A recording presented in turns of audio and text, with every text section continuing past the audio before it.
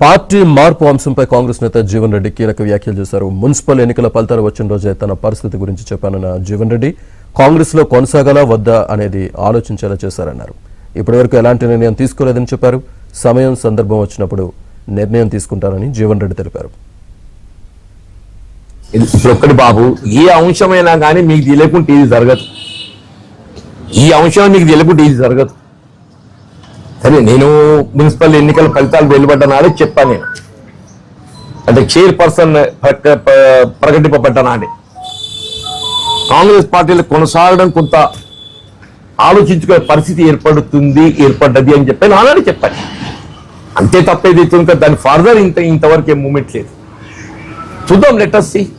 ఏది ఉన్నా కానీ ఏదైతుందో మా మిత్రులు ఉన్నారు, మీరు ఉన్నారు. సమయం సందర్భం వచ్చినప్పుడు ఏదైతుందో ఏ నిర్ణయం తీసుకున్నా మీ ద్వారానే వెలువ.